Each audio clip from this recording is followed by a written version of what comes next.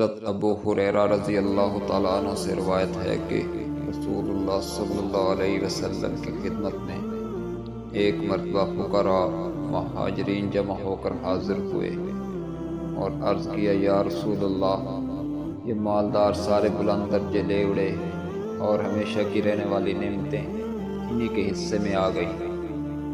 نبی کریم صلی اللہ علیہ وسلم نے فرمایا، کیوں؟ عرض کیا، نماز روزہ میں تو یہ ہمارے شریک ہیں کہ ہم بھی کرتے ہیں، یہ بھی کرتے ہیں، اور مالدار ہونے کی وجہ سے یہ لوگ صدقہ کرتے ہیں، غلام آزاد کرتے ہیں، ہم ان چیزوں سے عاجز ہیں۔ نبی کریم صلی اللہ علیہ وسلم نے فرمایا، میں تمہیں ایسی چیز بتاؤں کہ تم اس پر عمل کر کے اپنے پہلوؤں کو پکڑ لو اور بعد والوں سے بھی آگے بڑھے رہو۔ کوئی شخص تم سے اس وقت تک افضل نہ ہو جب تک ان اعمال کو نہ کرے۔ صحابہ رضی اللہ تعالیٰ عنہ اجمعین عرض کیا، ضرور بتا دیجئے۔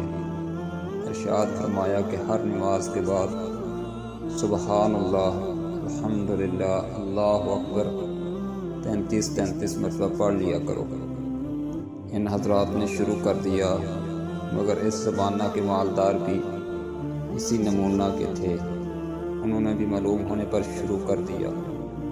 فقراء مہاجرین دوبارہ حاضر ہوئے، یا رسول اللہ، ہمارے مالدار بھائیوں نے بھی سن لیا اور وہ بھی یہی کرنے لگے۔